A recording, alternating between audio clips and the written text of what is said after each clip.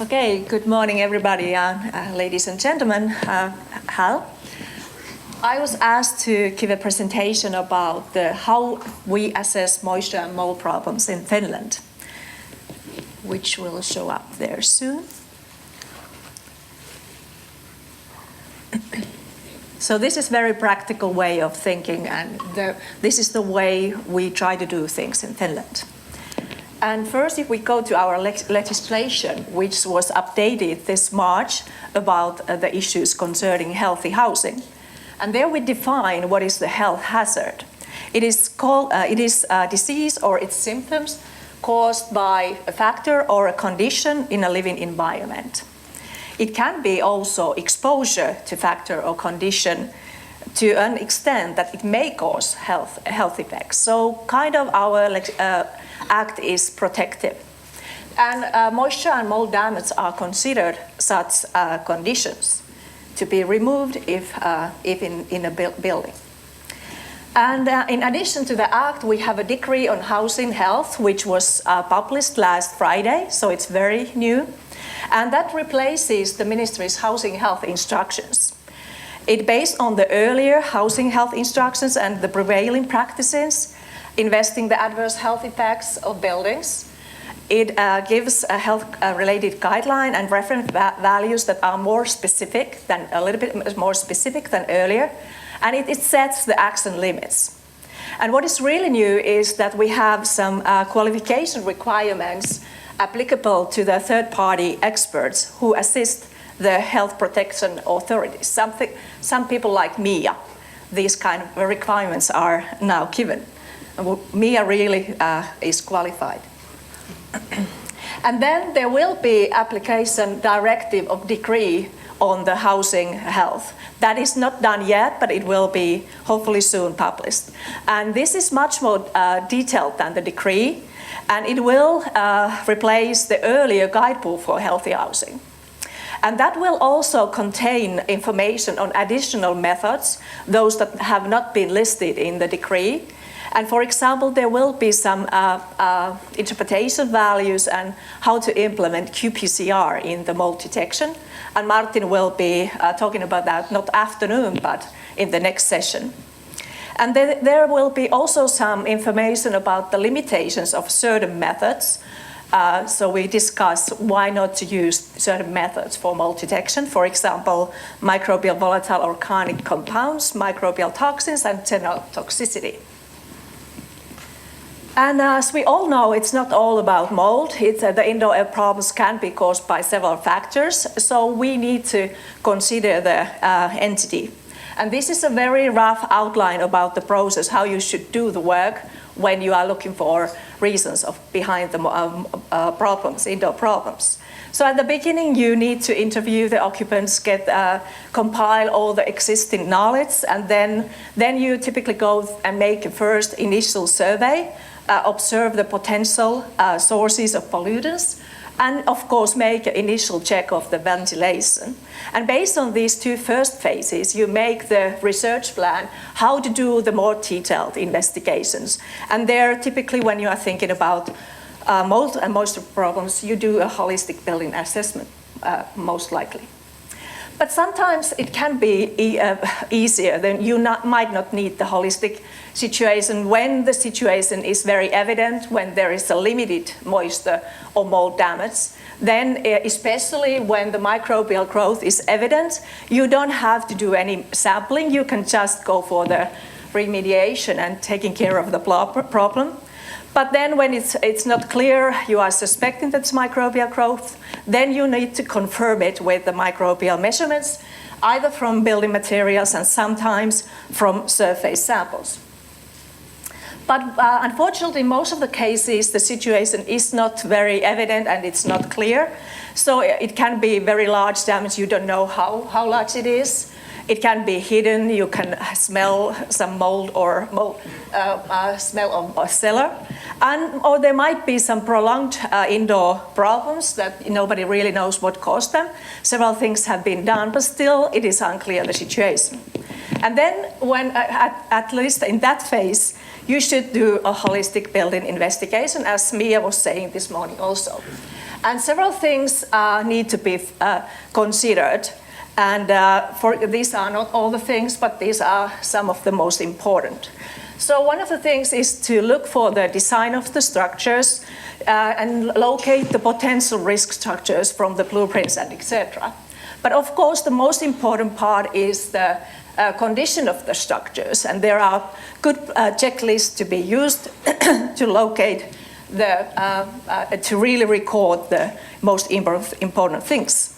And then when doing the instruction for the conditions, you open the structures most likely, and then there you take building material samples for microbial analysis.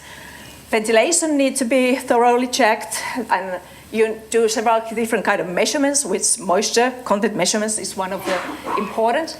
But one of the very important thing is to look for the air leakage and also the pressure differences between the rooms and structures and everything. And sometimes you also do air measurements of microbes. And when we do microbial analysis, it's to determine or confirm an abnormal microbial situation. As we all know, microbes are everywhere, so we need to understand what is a normal finding and what is an abnormal finding. And an abnormal finding can be microbial growth on surface in a structure, and for that we have reference values. And it can be an abnormal microbial source somewhere in the building, in the structures, or it can be transfer of microbes from another space where you know that there are some microbes, for example, attics or cellars. And typically things are done with building material samples, surface samples, and air samples, but mostly with building material samples. And at the moment, the guidance is done with the cultivation methods, including microscopy. And this is based on the large reference materials from damaged and non-damaged homes, materials, and surfaces. But we are now testing and validating new methods. And as I said, qPCR will be already included to the application of Directive. And that's for materials and air samples from homes. We are also doing some testing for micrometer analysis, especially from building material samples and surfaces. And then also Finnish Occupational Health Institute is validating cultivation from settled dust, and especially for offices. So mostly we recommend to take building material samples, but sometimes you need to take the air samples, and that's the case when no potential abnormal source are located. If you want to follow the transfer of microbes from space to another, or sometimes in the follow-up of renovation, but there's certain limitations you need to know. And the problem is why we say not to take the air samples as the first sample. We all know that there's a huge temporal and spatial variations in the concentrations. So in order to tackle that, you would have to do several sampling campaigns in different locations. And you must remember that if you have few samples with low concentrations, that doesn't justify that there is no problem in the building. And when doing air sampling, you have to remember that there are multiple factors affecting airborne microbial concentrations. And if doing air sampling, you need to control these so-called normal sources and normal activities. And air sample never really locate the problem, especially in the structure. It can, at its best, locate it in a room or area, but not really where in the structure it is. So let's go a step forward and think a little bit bigger. And then it's like how do we evaluate the severity of the mold damage? And that, as everything here, you need to assess the entity again. So you need to consider, is there a moisture and mold problem in the house? What is the probability and amount of exposure? And is there already existing healthy bags, symptoms and diseases in the building? So this is now severity of mold damage.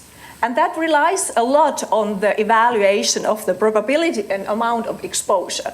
And there you need to consider the location of damage. Where is that located? Is it in rooms that are frequently occupied or in rooms that are non-frequently occupied? Is it in inner surfaces, inner structures, or outer structures? Is it in the ventilation system? And of course, the extent of the damage also affects on the amount and probability of the exposure.